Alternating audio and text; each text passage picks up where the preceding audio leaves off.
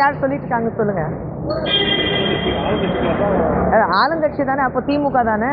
இப்போ பேர் சொல்லுங்க. திமுக 0 சொல்லி தானே ஆகணும். இது வரைக்கும் 0 தமிழகத்துக்கு அவங்க கொடுத்தது 0னா அவங்க ஃபுல்லாக படித்து பார்க்கணும். ஏன்னா இந்த பட்ஜெட்டில் மேக்ஸிமம் உங்களுக்கு தமிழகத்துக்கு தான் கொடுத்துருக்காங்க. இதுவே மக்கள்கிட்ட கொண்டு போய் உங்களுக்கு இது வரைக்கும் எதுவுமே தரல. இப்போ சமீபத்தில் தாக்கல் செய்த பட்ஜெட்லேயும் உங்களுக்கு எதுவுமே வரல. திமுக சொன்னாங்கன்னா எந்த அளவுக்கு திமுக வந்து மக்களை மாற்றுறதுக்கு தயாராக இருக்கிறாங்க இதுலேருந்து நல்லாவே தெரியுது.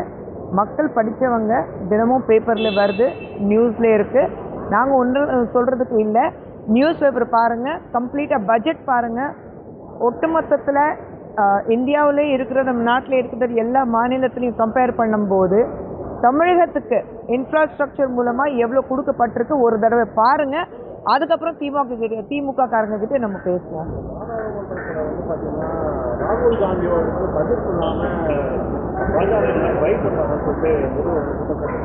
யார் வச்சிருக்காங்க? இல்லையே, அதுதான் அவங்க குற்றச்சாட்டு வச்சாங்கன்னா ராகுல் காந்தி அவர்கள் கொஞ்சம் உருப்படியான விஷயங்கள் டைம் வேஸ்ட் பண்ணாம பாராளுமன்றம் வந்து சும்மா வந்து பேசுங்கிறதுக்காக இருக்கக்கூடாது, முக்கியமான விஷயங்கள் பேசுறதுக்கு இருக்கணும். ராகுல் காந்தி அவர்கள் இது வரைக்கும் பாராளுமன்றத்தில் என்ன ஒரு முக்கியமான விஷயம் பேசியிருக்கிறாரு, ஒரு வார்த்தை யாராவது காங்கிரஸ்லேருந்து சொல்லிட்டாங்கன்னா பெட்டராக இருக்கும். நாங்கள் பார்க்கும்போது ராகுல் காந்தி அவர்கள் பாராளுமன்றத்துடைய நேரத்தை வீணாக்குறதுக்காக மட்டும்தான் அங்கே வந்து பேசிட்டு இருக்காரு. உருப்படியான விஷயம் எதுவுமே இது வரைக்கும் பேசல.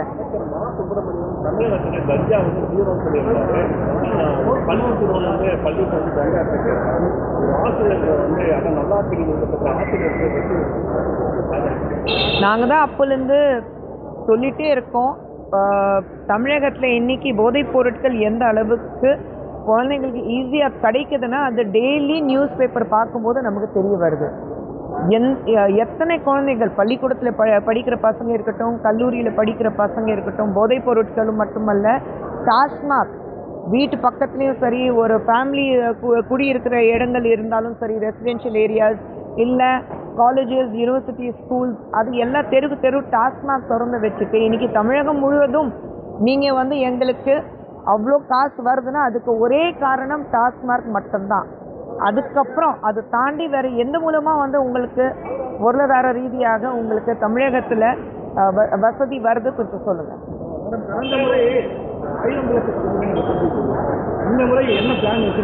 எந்த பிளானும் வைக்கல. வைஸ் பிரசிடென்ட்ங்கிறது முறையில் கட்சி சார்பாக என்ன வேலை கொடுக்குறாங்களோ அது மட்டும்தான் ஒழுங்காக செஞ்சால் போதும்.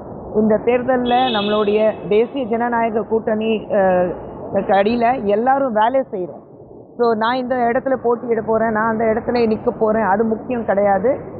என்டிஏ ஜெயிக்கணும், தேசிய ஜனநாயக கூட்டணி ஜெயிக்கணும், அதுக்கு என்ன பாடுபடணும், என்ன கஷ்டப்படணும், அது மட்டும்தான் செய்வோம்.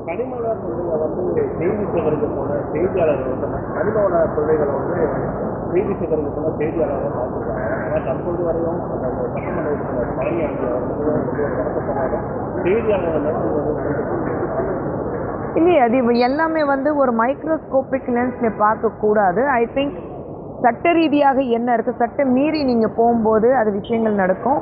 ஆனால் இந்த வகையில் நான் ஃபுல்லாக வந்து இன்னும் டீட்டெயில்ஸ் வாங்கினதுக்கப்புறம் தான் என்னோட பேசுவேன். மூன்றாம் ஆண்டு தொடர்புனால விஜய் வந்து நிறைய விஷயம் பேசுறாரு. அது குறிப்பாக அவர் டான்ஸ் ஆனது விஷயம் வந்து ஒரு தலைவர் நிறைய பேர் விமர்சிக்கிறாங்க. ஒரு தலைவர் ஒரு அந்த மாதிரி விஷயம் பண்ணக்கூடாது.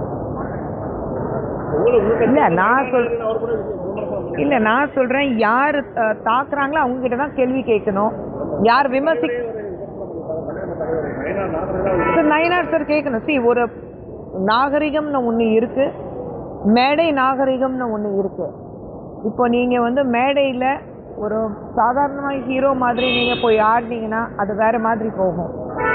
ஒரு கட்சியோட தலைவருங்கிறது முறையில், பட் அது ப்ராபப்ளி அவருடைய ஸ்டைல் இருக்குது, அது விஜயோட ஸ்டைல் இருக்குது.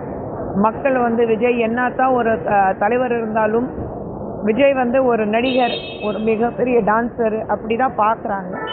அது அவருடைய தனிப்பட்ட கருத்து. நான் அதுக்கு என்னால் சொல்லிக்கிறதுக்கு எனக்கு சொல்லிக்கிறதுக்கு ஒன்று